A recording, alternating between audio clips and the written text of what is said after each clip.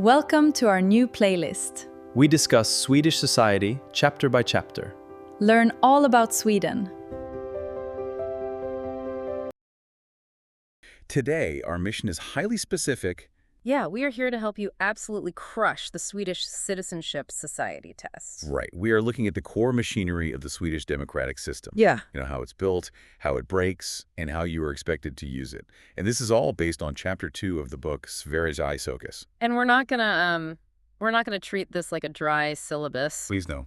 Right. Decoding how your new home actually functions requires understanding the underlying logic. I mean, once you grasp the why behind the rules of this system, the specific facts you need to memorize for the test, they just kind of fall into place naturally. That makes so much sense. Yeah, it's about understanding the mechanics of the society you're living in, from, the highest political ideals down to the very literal streets you walk on every day. Well, before we get into how you actually operate this machinery, we kind of have to establish the blueprint. A baseline. Exactly. What does the Swedish system consider the absolute baseline for a democracy? For the test, it actually starts with the root of the word itself. Right, from the Greek. Yeah, democracy comes from Greek, meaning rule by the people. It's a system where power originates from the citizens. Which is key. Right. The citizens have the opportunity to influence decisions, and I think most importantly, the power to replace those in charge. And that replacement factor, that is the true engine of the system. I mean, you don't have a democracy if citizens can't choose between several genuinely different political alternatives. Right. If everyone is just on the same team, what's the point? Exactly. If there is no mechanism to fire the people in power, the entire concept just collapses.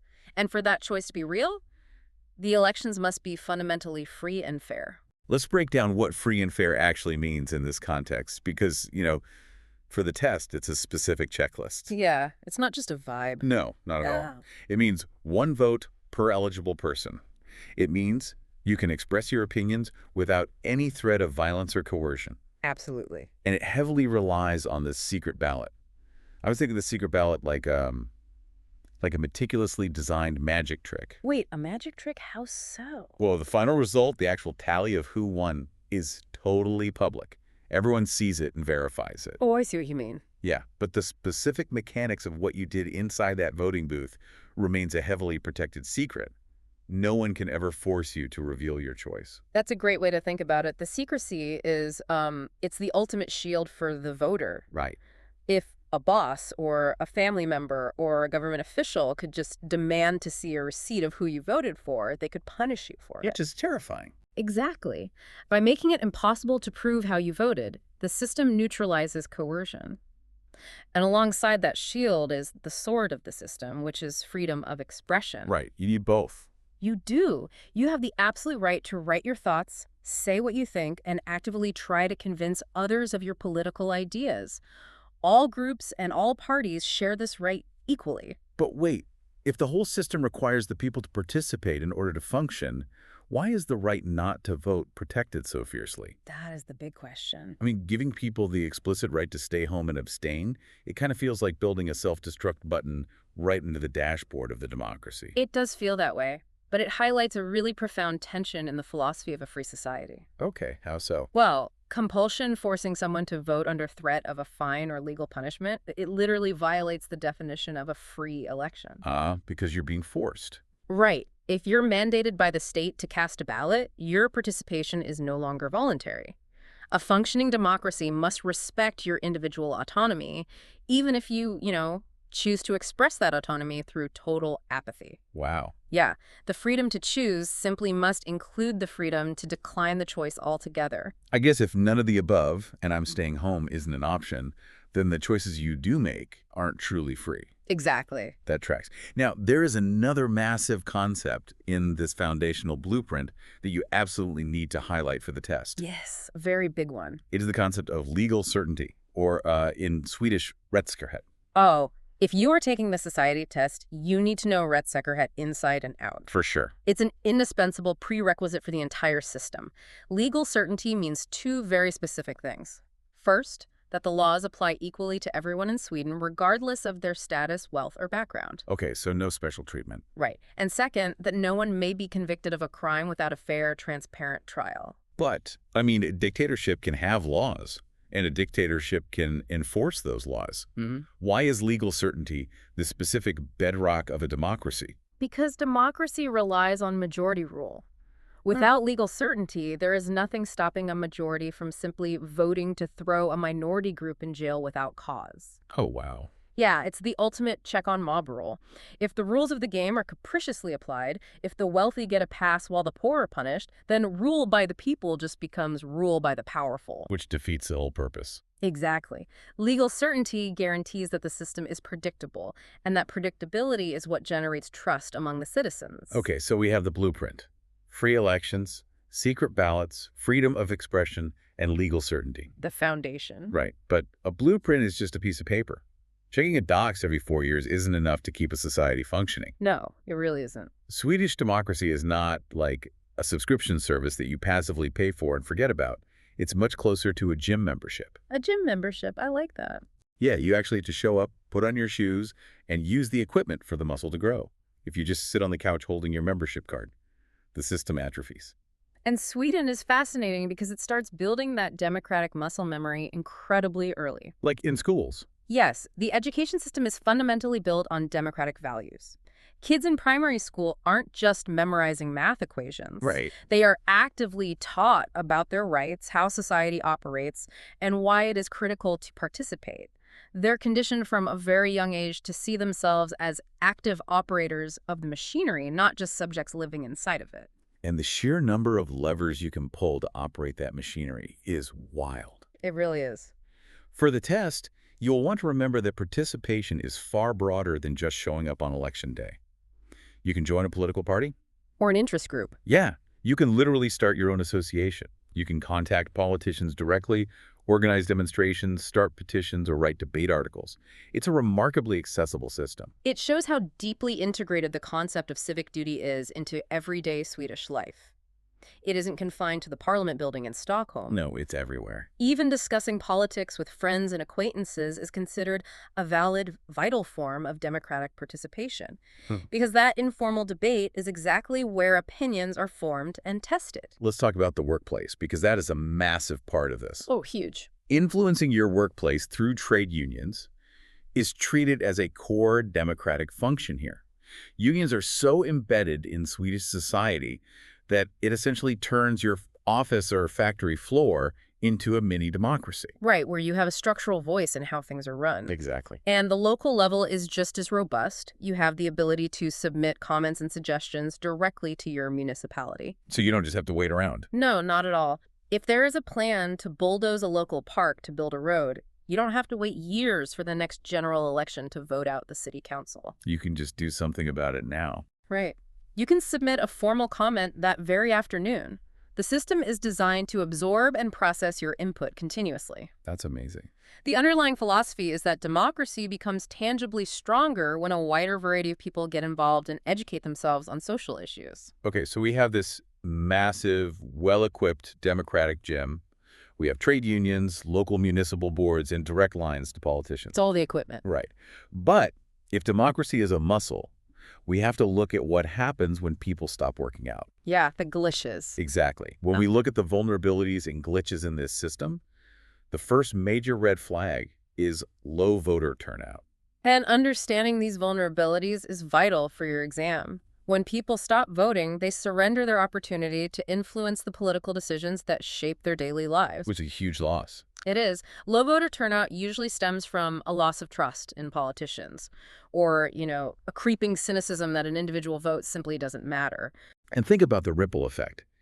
If a specific demographic stops voting, say, younger people or a lower-income neighborhood, the resulting policies will naturally skew toward the demographics that did show up. Because politicians listen to voters? Exactly. The political system optimizes for the people actively participating. Yeah. As a result, the wealth and social gaps between different groups in society widen. Right. The people who stayed home look at these new policies, feel even more ignored, and their trust drops even further. It's a dangerous acceleration spiral. Lack of trust causes low turnout. Low turnout produces skewed policies. Skewed policies widen societal gaps. It just keeps feeding itself. Well, exactly. And those widened gaps prove to the non-voters that the system doesn't care about them, creating even less trust. And that exact spiral creates the perfect breeding ground for the next major threat, the weaponization of social media. Oh, yeah. When trust is low and people feel marginalized, the spread of false information and online hatred acts as an accelerant. It really does. False information isn't just a nuisance. It is often used deliberately to manufacture conflicts and deepen those existing societal fractures. And that digital hatred frequently spills over into visceral, physical intimidation. Politicians, journalists, and everyday citizens who publicly debate social issues often face severe threats of violence. Which is terrifying. It is. And the objective of this intimidation is entirely strategic. It's designed to scare people away from participating. Right, to silence them. Yeah. If a journalist is terrified to publish an investigation, or a local politician steps down because their family is threatened, the democratic debate is effectively silenced. The mechanism breaks down. So the antidote to all of this, the way you repair the glitch, requires three things: high participation, the circulation of verifiable, true information, and a society that actively protects the people who speak up. Protection is key. Right. You have to physically and legally protect the people maintaining the system, or the system collapses. A functioning democracy absolutely requires a secure environment where public debate is safe to engage in. Without that, you have nothing. This brings us to a really fascinating point about how those widening societal gaps we just discussed take on a physical form. Yes, the geography of it all. Right. We're talking about how and where people actually live. Segregation versus integration. A huge topic. It is wild to think of urban planning as a critical democratic issue, but the physical map of a city directly impacts the survival of the political system. This is a crucial section for the citizenship test. You must know the clear definitions provided for these two concepts. Okay, let's lay them out. Segregation means that people live separately, typically divided by income levels or ethnic backgrounds. Integration means that people with different economic situations and backgrounds live closer together and, crucially, feel like they are part of the same overarching society. Because if you are physically isolated by your income or background, your reality is totally disconnected from the broader society. You aren't just dealing with unequal access to social services or culture.